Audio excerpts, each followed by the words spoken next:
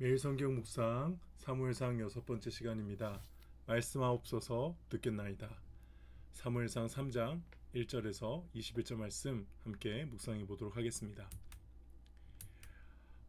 이 본문은 사무엘의 소명장이라고 할 수 있겠죠. 사무엘이 하나님 앞에 부르심을 받는 공식적인 본문입니다. 아이 사무엘이라는 표현이 나옵니다. 여기서 아이는 우리 앞에 사무엘과 엘리 제사장의 아들들을 의도적으로 대조했던 바로 그 단어인데요. 기본적으로 유아부터 청소년기까지 모두 적용이 가능합니다.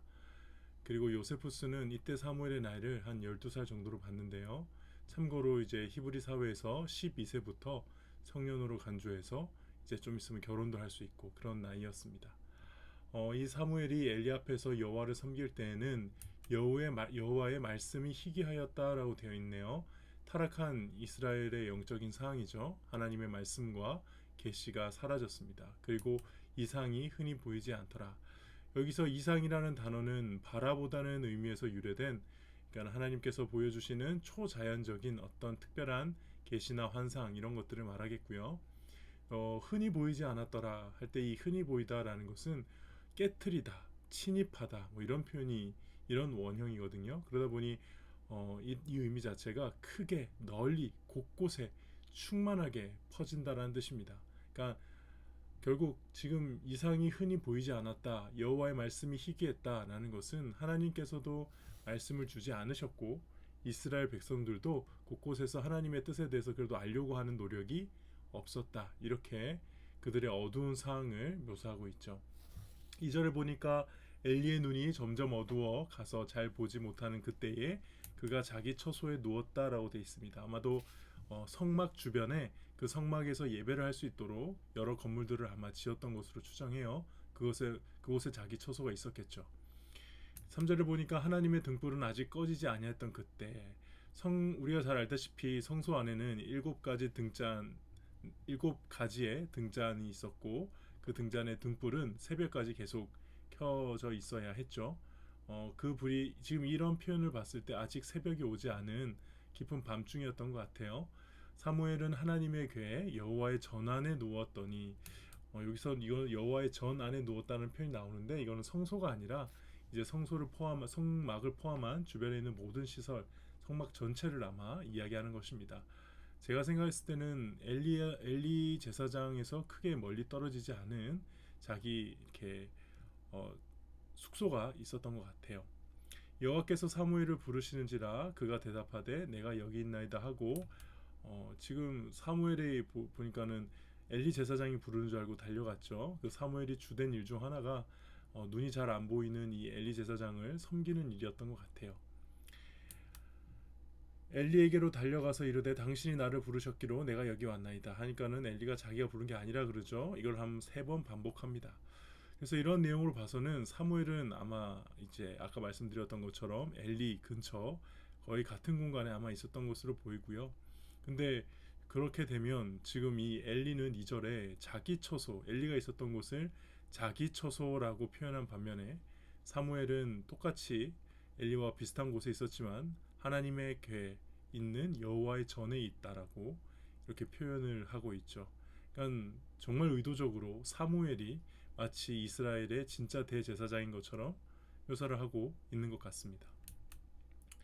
사무엘이 아직 그때는 여호와를 알지 못했다라는 표현이 나오는데요. 이거는 이미 지식적으로는 알고 있었을 겁니다. 계속 제사장을 돕고 섬기면서 배워왔을 거예요. 그러나 아직 인격적으로, 체험적으로는 하나님을 알지 못하는 상태였기 때문이기도 하고, 또 여호와의 말씀이 그때는 아직 그에게 나타난 적이 없으니까 자꾸 엘리가 부르는 건 줄 알았죠. 3번째 하나님 부르셨을 때 이제는 엘리가 눈치를 챕니다. 여호와께서 이 아이를 부르신 줄 깨닫고, 엘리도 3번째가 돼서야 비로소 깨닫게 되죠. 그리고 가르쳐 줍니다. 말씀하옵소서 주여 증히 듣겠나이다 라고 해라. 그러면 하나님이 말씀해 주실 거다. 이렇게 가르쳐 주고 사무엘은 여기에서 순종하죠. 이 말씀하옵소서 듣겠나이다 라는 표현은 이게 그냥 이거 보면은 우리가 느낄 수 있듯이 말씀하는 분에 대한 존경과 경외, 겸손과 순종의 마음으로 듣겠다는 표현이고요. 근데 이거 자체가 잘 생각해 보면 사무엘서에서 이제 하나님의 택함을 받은 종들, 뭐 사무엘뿐만이 아니라 사울도 다윗도 다 이래야 했던, 그리고 이렇게 하는 것이 사무엘서 일종의 주제였던 것 같아요. 그래서 이 말씀하옵소서 주의 종이 듣겠나이다 하는 겸손함을 가지고 하나님을 절대 의존하는 자들은 성공했고, 그렇지 못한 사람들은 실패하는 그런 이야기가 사무엘서, 또 더 나아가서 열왕기서, 또 성경 전체의 이야기가 아닌가 싶습니다. 하나님께서 임하시는 표현 중에 좀 독특한 표현이 있죠. 임하셔서, 이거는 들어오셔서 서서 계셨다라고 해요. 임하여 서서라는 표현. 마치 사람인 것처럼 표현하는 건데요. 이거를 조금 어려운 말로 신인 동형적 표현이라고 해요. 하나님은 사실 육체를 가지고 계시지 않죠. 그래서 하나님이 서 계셨다라는 표현은 두 발을 딛고 서 계셨다는 그런 것과 같지는 않을 겁니다. 근데 왜 이렇게 표현했느냐? 하나님께서 실제로 사무엘에게 임하셨다는 사실, 또 더 친밀하게 가깝게 마치 친구처럼 옆에 가까이 오셨다는 것을 강조하고 표현하기 위해서 이런 표현을 쓰고요. 성경에는 이런 경우가 종종 등장합니다. 그리고 말씀해 주시죠. 사무엘에게 이르시되 보라 내가 이스라엘 중에 한 일을 행할 건데 그것을 듣는 자마다 두 귀가 울리리라. 이거는 열왕기 하에도 나왔던 표현입니다. 듣는 자마다 두 귀가 울린다. 무슨 표현이냐? 그 메시지가, 심판의 메시지가 너무나 충격적이라서 소식을 듣는 자가 귀가 멍멍해질 정도로 공포와 전율이 임할 것이다. 알다시피 이미 하나님의 사람이 엘리에게 전했죠. 언약궤가 뺏길 것이고 두 아들이 죽을 것이고 뭐 다 망할 것이다. 그리고 실제로 며느리가 죽게 되죠. 이런 것들을 생각했을 때 너무나도 무서운 심판이 임할 것임을 말씀해주는 표현으로 쓰였습니다. 내가 엘리 집에 대하여 말한 것을 처음부터 끝까지 그날에 그에게 다 이루리라. 지금 처음이 아니에요. 계속 엘리 집안에 대해서 하나님이 경고의 말씀을 해줬어요. 근데도 엘리 집안이 회개하고 돌아오지 않죠. 왜 그렇습니까? 그가 말한 것은 그가 아는 죄악 때문이니 그가 안 돼요. 그가 자기 아들들이 저주를 자청하되 금하지 아니하였습니다. 부모가 자녀를 훈육하지 않은 것이 마치 저주를 자청하는 일인 것임을 분명하게 말씀해주고 있죠. 여기서 저주를 자청하되라는 뜻은 다른 번역본에 보면 스스로 타락시키되, 하나님을 모독하되, 그러니까 하나님을 모독하고 스스로 타락시켜서 자신이 받아야 될 저주를 막 자청해서 받고 있는데 그걸 부모로서 금하지 않았기 때문에 이건 다 그가 아는 죄악이다. 이미 여러 번 말했다 강조하고 있죠. 그렇기 때문에 이제 더 이상 너희들은 용서받지 못한다. 제물이나 예물로나, 제물은 피 흘림이 필요한 희생 제사를 의미하고요. 예물은 피 흘림이 없는 곡식 제사를 의미합니다. 그러니까 어떤 제사로도 영원히 속죄함을 받지 못하리라라고 말씀하십니다. 사무엘이 아침까지 누웠다가 당연히 이걸 어떻게 전해야 되나, 이거 뭐라고 말해야 되나 걱정이 많이 됐겠죠. 그리고 여호와의 집에 문을 열었다라는 표현이 등장해요. 아마도 어린 사무엘의 주된 임무가 아침에 일어나 성막의 부속 건물들의 문을 열고 다닌 것으로 추정합니다. 가장 이제 허드렛 일, 밑바닥 일을 열심히 했던 것이죠. 근데 이제 그걸 엘리에게 알리기를 두려워했죠. 그래서 엘리가 와서 묻습니다. 하나님께서 내게 무슨 말씀을 하셨느냐? 청하건대 내게 숨기지 말라. 내게 말씀하신 모든 것을 하나라도 숨기면 하나님이 내게 벌을 내리고 또 내리시기를 원하노라 하는지라. 완전히 말을 있는 그대로 안 하면 큰일 나게 말하죠. 근데 여기서 한국어 번역에는 좀 그게 와닿지 않게 나왔는데, 지금 제가 밑줄 치고 형광펜으로 색칠한 이 다섯 부분이요, 사실은 말씀이라는 다바르라는 어원에서 오는 동사나 혹은 그 변형된 명사를 총 5번 이렇게 사용해서 말했어요. 무슨 말이냐? 이르되 내게 무슨 말씀을 말씀하셨느냐? 숨기지 마라. 내게 말씀하신 모든 말씀 중에 하나의 말씀이라도 숨기면, 이런 식으로 표현한 거예요. 그만큼 지금 엘리 제사장은 말씀을 듣고 싶다라고 하는 거죠. 그래서 사무엘이 다 말해요. 조금도 숨기지 아니하고 이르렀다는 거예요. 어떻게 보면은 무명의 선지자였던 그 하나님의 사람이 전했던 내용과 동일한 내용이고요.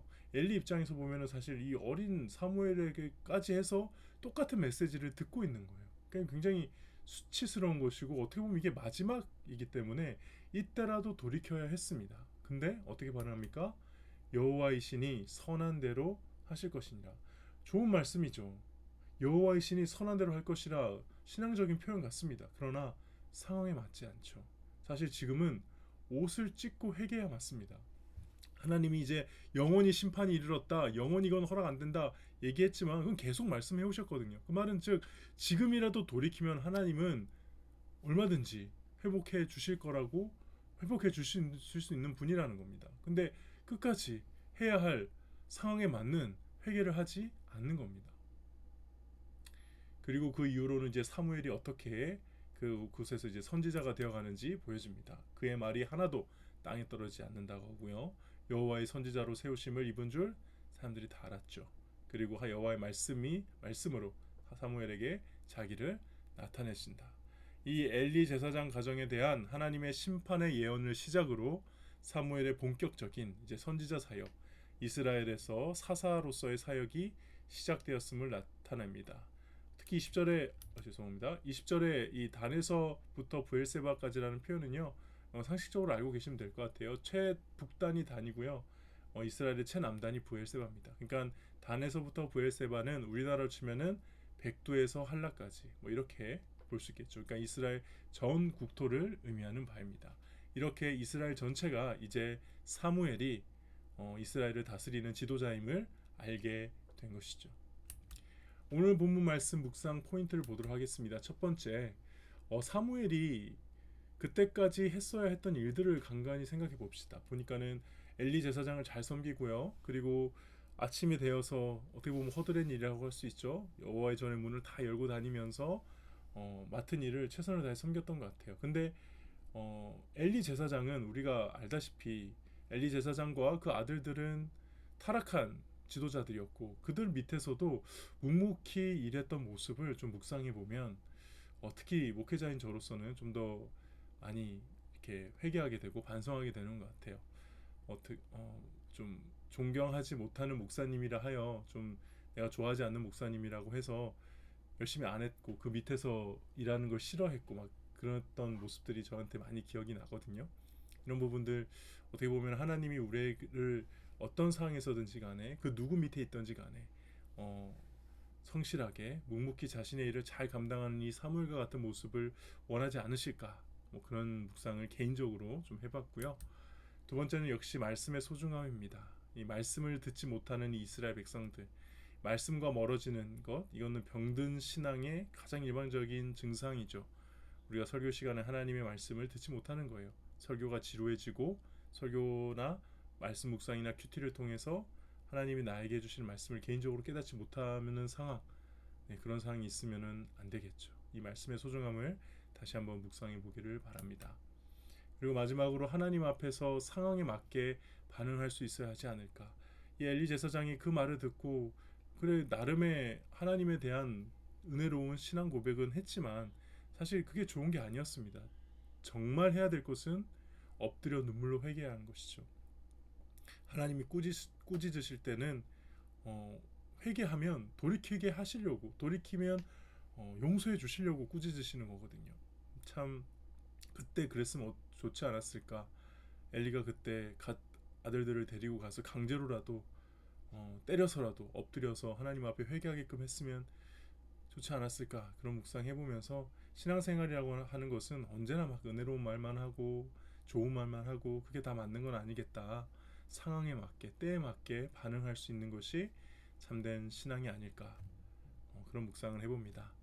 네, 오늘 묵상은 여기까지입니다. 들어주셔서 감사합니다. 좋은 하루 되세요.